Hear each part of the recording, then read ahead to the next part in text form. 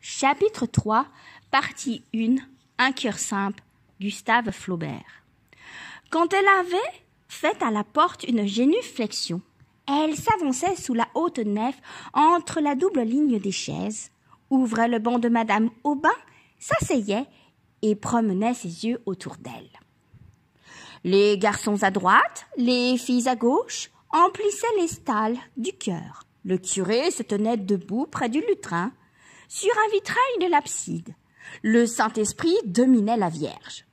Un autre la montrait à genoux devant l'enfant Jésus. Et, derrière le tabernacle, un groupe en bois représentait Saint-Michel terrassant le dragon. Le prêtre fit d'abord un abrégé de l'histoire sainte.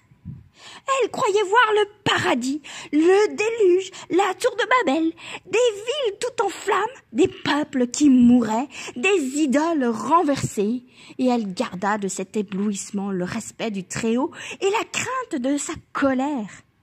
Puis elle pleura en écoutant la Passion. Pourquoi l'avait-il crucifié, lui qui chérissait les enfants, nourrissait les foules, guérissait les aveugles et avait voulu, par douceur, naître au milieu des pauvres, sur le fumier d'une étable? Les semailles, les moissons, les pressoirs, toutes ces choses familières dont parle l'Évangile se trouvaient dans sa vie. Le passage de Dieu les avait sanctifiées.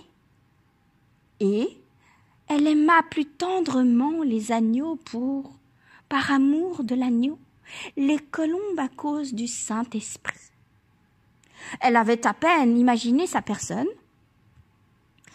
car il n'était pas seulement oiseau, mais encore feu, et d'autres fois un souffle. C'est peut-être sa lumière qui voltige la nuit au bord des marécages, son haleine qui pousse les nuées, sa voix qui rend les cloches harmonieuses, et elle demeurait dans une adoration, jouissant de la fraîcheur des murs, de la tranquillité de l'Église. Quant au dogme, elle n'y comprenait rien, ne tâcha même pas de comprendre.